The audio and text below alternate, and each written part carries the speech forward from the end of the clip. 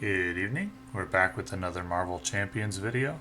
And this evening we're going to talk about the problems with the Galaxy's Most Wanted campaign and how to fix them. So the primary problem with the Galaxy's Most Wanted campaign is that the campaign cards add an inordinate amount of difficulty. For a campaign box to be considered quote-unquote good, I personally would like to have the scenarios be, well, I'd like to see some new mechanics, and I would like them to be well balanced difficulty-wise to provide a challenge, but not one that is so difficult that it cannot be accomplished. And furthermore, if a campaign box comes with pre-constructed decks, as has been the case for all the Marvel Champions expansions and the Lord of the Rings LCG expansions, I would like for the campaign to be beatable by the pre-constructed decks, at least on standard difficulty. So this campaign comes with Rocket Raccoon and Groot.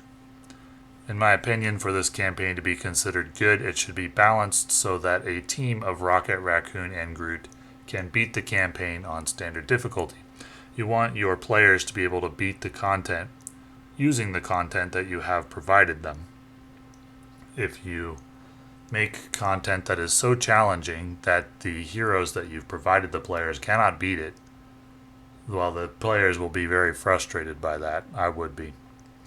And initially, when playing this campaign, I found it very frustrating, and even to the point that I think it has the potential to kill some of players' spirit for the game, and certainly their enthusiasm for buying new campaigns. So that's the problem. It's too difficult on campaign mode. Now, interestingly, most of the scenarios are pretty well balanced if you don't include the campaign cards, the exception being Ronan the Accuser, who we've got loaded up today. Exempting Ronan, the other bosses, Drang, the two collector scenarios, and Nebula, the balance isn't too bad if you don't use the campaign cards. So we're going to go over what changes to make in order to fix the campaign and make it more enjoyable and get it to the point where it provides challenge, but not challenge so great that we can't overcome it. So let's take a look at the campaign instructions as they were written. Here we have Scenario 1, Brotherhood of Badoon. You can see the campaign instructions require you to reveal the Badoon Blitz side scheme. The Badoon Blitz side scheme, we'll just get all of the side schemes out. So here are the 5 side schemes that are campaign specific. The instructions to put them into play are in the campaign instructions for the first scenario, Badoon Blitz, second, Gallery of Splendor, third, There Is No Escape, fourth, Guerrilla Tactics, and fifth, Kree Supremacy. Now, they're intended to provide you with essentially a side quest, where if you complete it, you get victory points, which you can then use to purchase campaign cards. There's no issue with that. The issue comes when you add additional challenge on the side scheme, which is the case on the expert side of each of these cards. The extra challenge that they provide, in particular with the Kree Supremacy one, with the Ronan the Accuser scenario, the extra challenge that they provide is frankly too much. So my recommendation for each of these side schemes is, when instructed to put them into play, do it. If they contain an icon on them, if they contain a modifier, ignore it.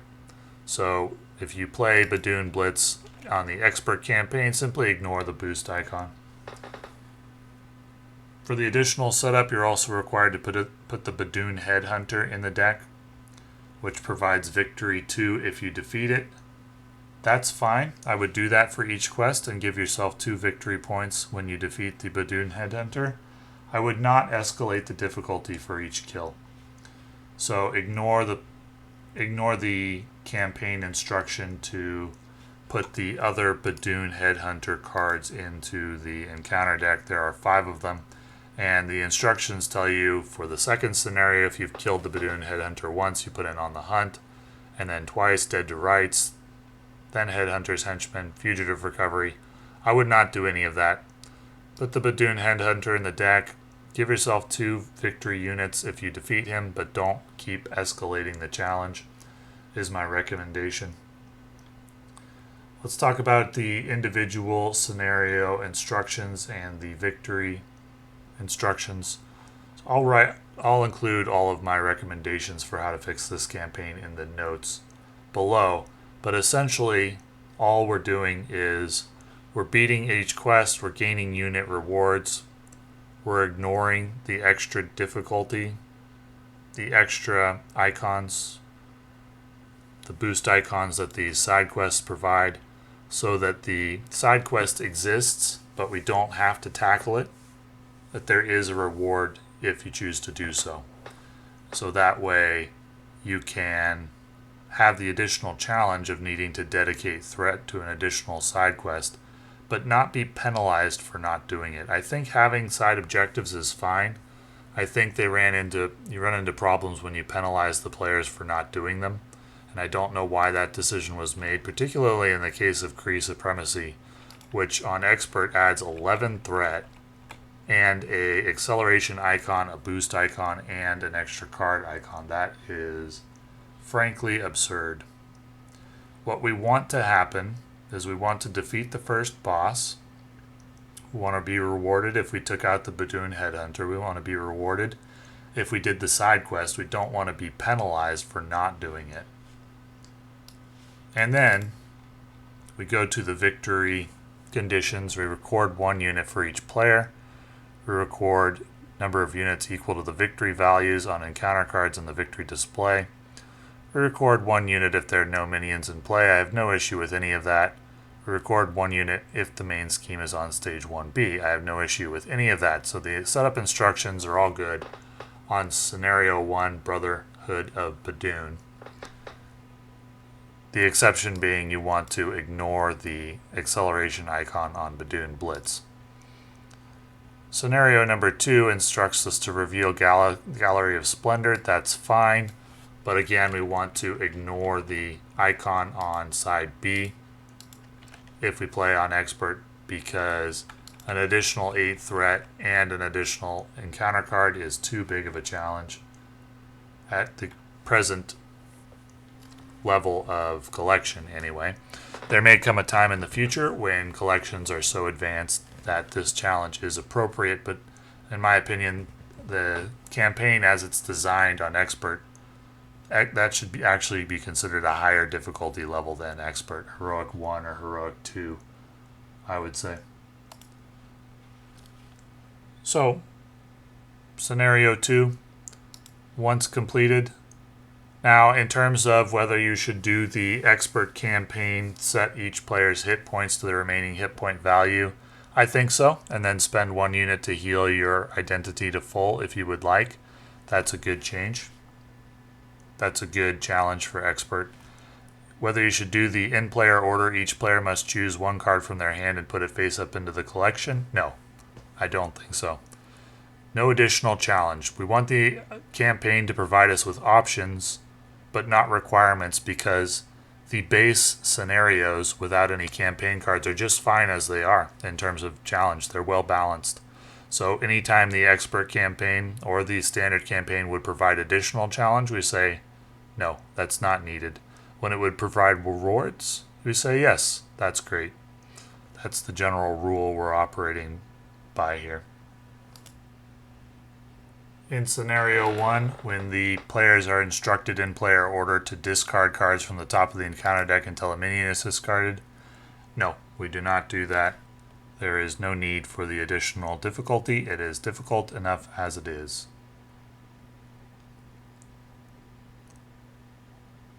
For Scenario 2, reveal the Gallery of Splendor, yes, but we ignore the icons. Shuffle the Headhunter into the deck, yes. If there is at least 1 mark on the Headhunter defeated section, shuffle on the hunt. No, we don't do that. Scratch out that part. Set each player's HP to the remaining. Yes, they may spend 1 unit to heal their identity. Yes, in player order, each player must choose 1 card from their hand and put it face up. No, we do not need to do that. For the victory conditions, record 1 unit for each player. Yes. Record a number of units equal to the victory values. Yes. Record 1 unit for each player if there are 1 or fewer cards in the collection. Yes. Record 1 unit if there is no threat on the main scheme. Yes. In the cards in the collection section, record the title of each player card in the collection. No, we don't need to do that. If Badoon Headhunter is in the victory display, no, we don't need to do that. Record each identity's remaining hit points. Yes, we do that. Moving on to scenario 3. Reveal there is no escape side scheme. Yes, we just ignore any boost, acceleration, and counter card icons if we're playing on expert. Each player must search their deck, discard pile, and hand for each of the cards recorded in the cards in the collection section of the campaign, then remove those cards from the game. No, we don't do that.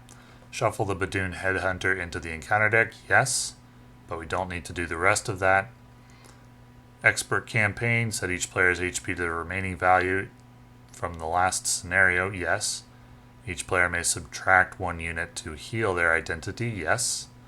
In player order, each player must discard cards from the top of the encounter deck until they discard an attachment, then reveal that card. No, we do not need to do that. For the victory conditions, record units in each player's respective unspent units box. Record 1 unit for each player. Yes. Units for the victory values. Yes. For every 2 galactic artifact side schemes in the victory display, record 1 unit for each player. Yes. Record the title of each galactic artifact side scheme. No, we don't need to do that.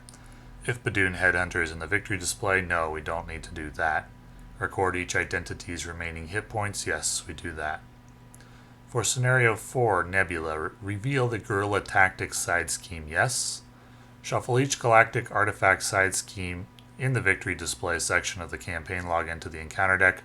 No, we do not need to do that. We do not need to place 1 invasion token or deal the first player 1 face down encounter card, or give Nebula 1 face down boost card, or give Nebula a tough status card. This scenario is hard enough as it is without any additional difficulties, so we just scratch out that whole section. Shuffle the Badoon Headhunter into the encounter deck. Yes. But we don't need to do any of the additional requirements. Don't need to shuffle an On the Hunt, Dead to Rights, or Headhunter's Henchman. Then after the initial setup, set each player for the expert level. Set each player's HP to the remaining from the previous scenario. Yes. Each player may heal for 1 unit. Yes. Discard cards from the top of the encounter deck until a technique attachment is discarded, then attach that to Nebula. No, we do not need to do that. For the victory conditions, record 1 unit for each player. Record units for the victory values. Yes. Record 1 unit for each player if there are 1 or fewer evasion tokens on Nebula's ship. Yes. Record 1 unit for each player if the main scheme is on stage 1B. Yes. If Badoon Headhunter is in victory display, mark the box beside scenario number 4. No, we don't need to do that. If the Power Stone is attached to an identity, record that identity's name in the Power Stone control section. No, we don't need to do that. Record the number of evasion counters on Nebula's ship in the evasion counters section. No, we don't need to do that. Those things are about providing additional difficulty for Ronan the Accuser. And frankly, providing additional difficulty for Ronan the Accuser is an insane thing to do. For scenario 5, Ronan the Accuser, this is the one that requires the most modification because as you are instructed to set him up, the way you are instructed to set him up is insane, frankly. I have a guess as to what happened in the development of this campaign box. My guess is since that it came out in 2021, the Rise of the Red Skull campaign was originally scheduled to be released July of 2020. It was delayed, I think, due to shipping problems related to COVID-19. They were releasing one expansion about every 6 months. My guess is most of the work on Rise of the Red Skull, if not all, was completed before the COVID-19 shutdown, which happened mid-March 2020. Galaxy's Most Wanted was not released until 2021. My guess is a lot of the work on Galaxy's Most Wanted was done remotely during the COVID-19 shutdown. And if they didn't have software set up for playtesting online, that means that they didn't have the opportunity to playtest most of this stuff in person. So you ended up with scenarios that are pretty well balanced except for Ronin. My guess is that they already had the first 4 done before the COVID shutdown, or were able to do it in person, because the first 4 scenarios are all pretty consistent with the difficulty curve established in Rise of the Red Skull. Ronin was not, and the campaign instructions are frankly bizarre, and my guess is that was all done remotely without much chance to playtest, and that was probably done remotely due to COVID-19 and social isolation that was occurring at the time. And my guess is that's why this expansion box turned out the way it was. But no problem, we can fix it. The setup instructions for Ronin the Accuser. You see this instruction optional. That was an errata. Originally it wasn't optional.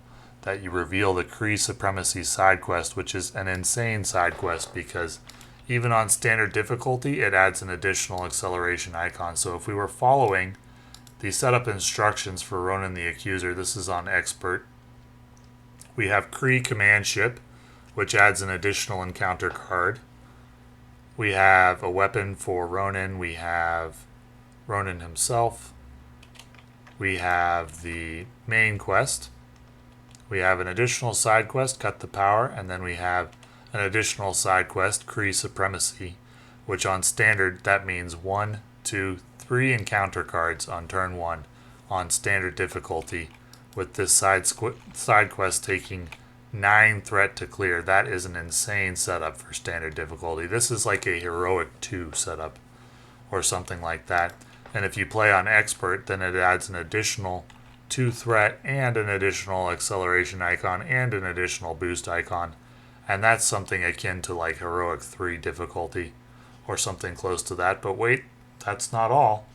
That is not all we're instructed to do. We're also instructed, if a player's identity was recorded in the Power Stone control section of the campaign log, search the encounter deck and discard pile for 1 copy of the You Stand Accused Treachery, then deal that card to that player as a face-down encounter card. So, that is a treachery which gives Ronin an extra attack. So not only are we starting out on something akin to heroic 2 or heroic 3 difficulty, but we're also instructed to give the boss an extra attack to start the game if that condition was fulfilled. And wait, that's not all. We're also instructed to search the encounter deck and discard pile for 1 copy of the pincer maneuver side scheme and reveal it.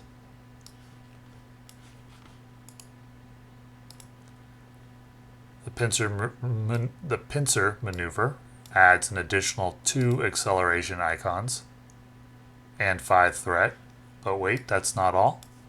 We're also instructed to place additional threat on the pincer maneuver where X additional threat, where X is equal to 3 minus the recorded number in the evasion counters section.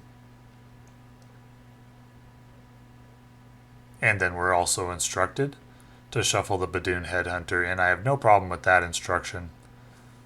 Well, actually I do, because the Badoon Headhunter's purpose is to give victory points, and we don't need any more victory points.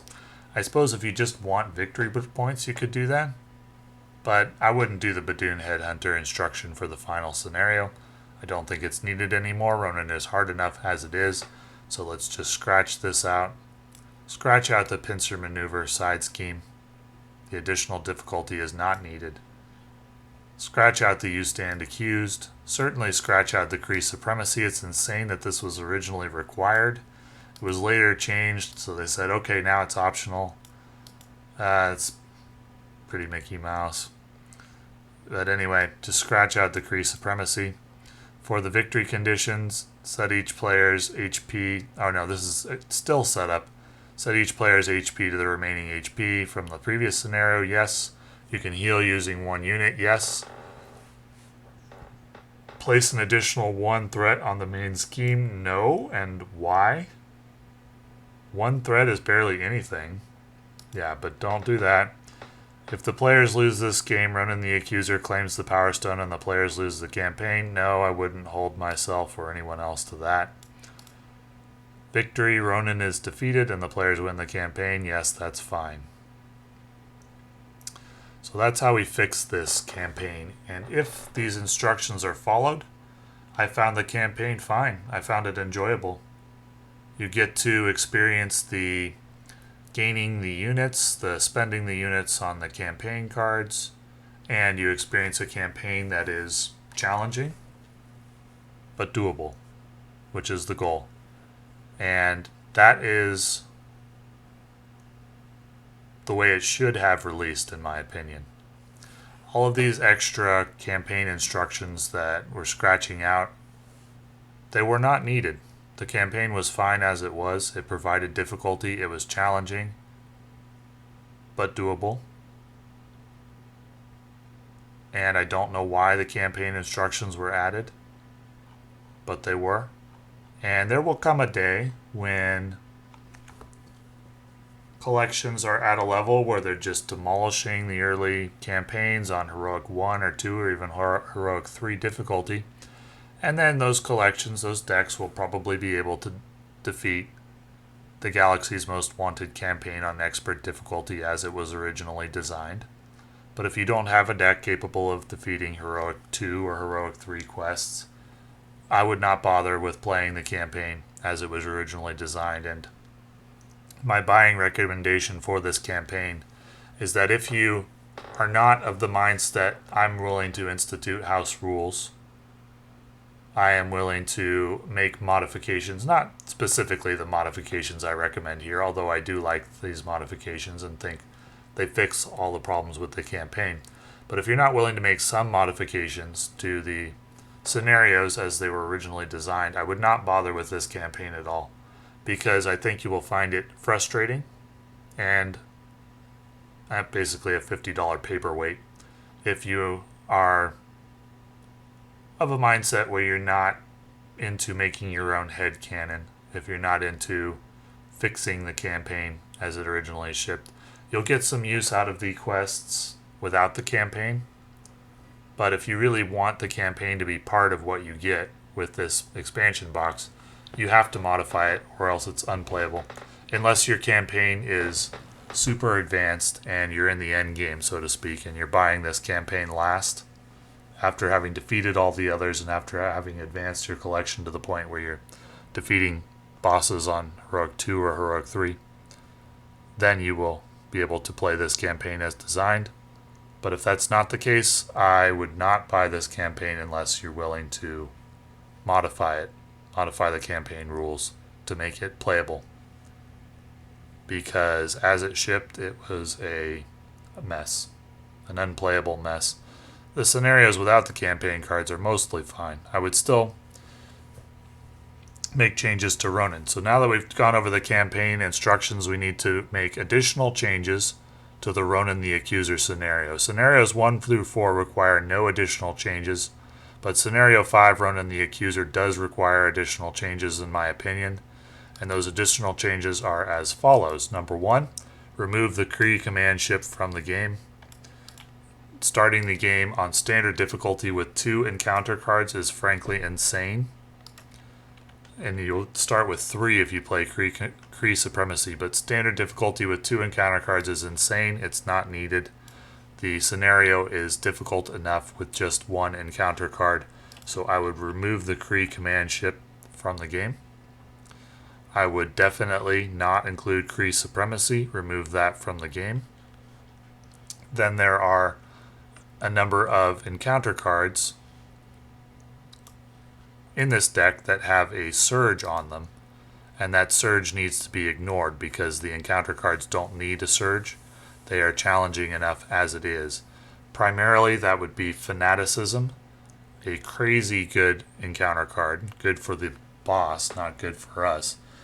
It attaches to Ronin. It gives Ronin attack or it gives Ronin's next attack, 2 attacks, overkill and piercing, and a permanent +1 buff to his attacks which can't be removed.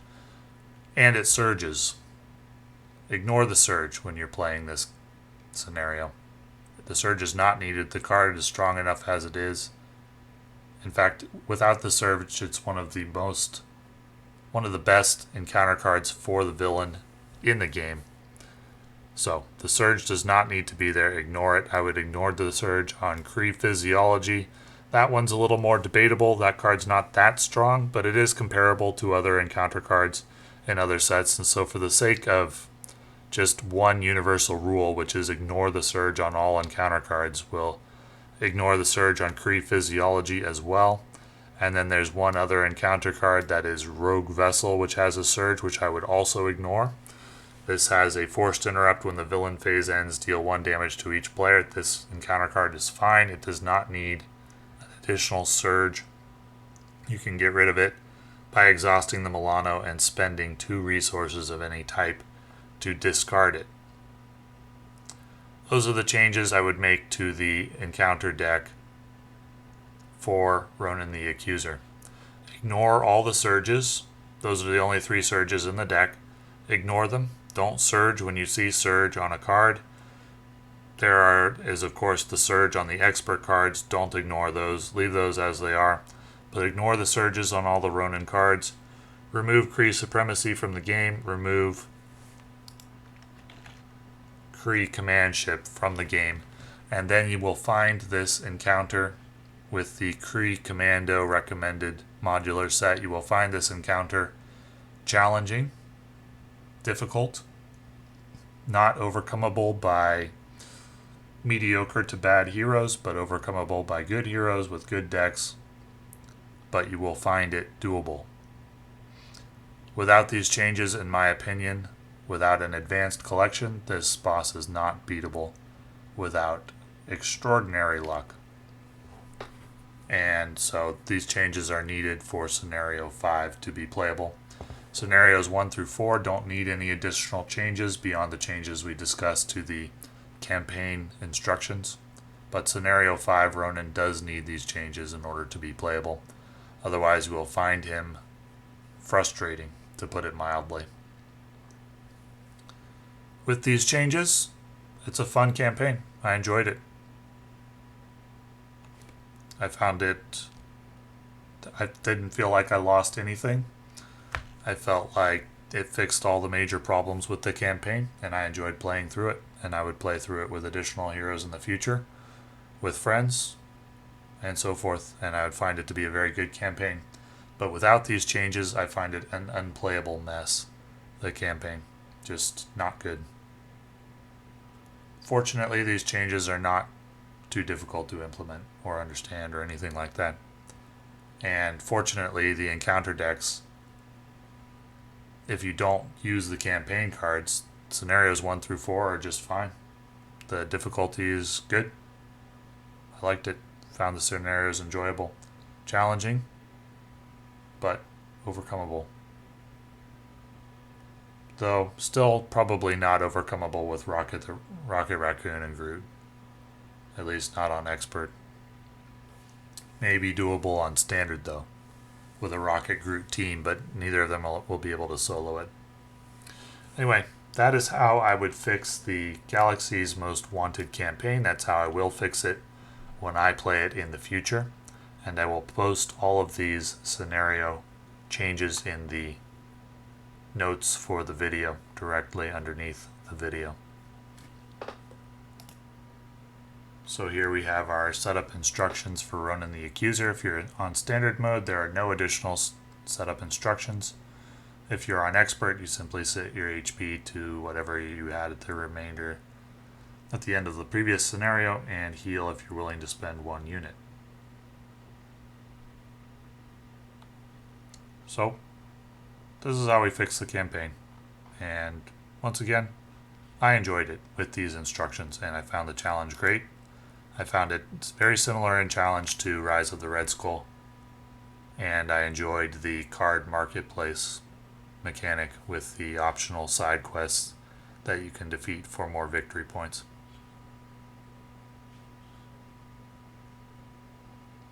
So, if you have your own house rules for this campaign, I would love to hear about them. I'm sure many of you do. And thank you for watching.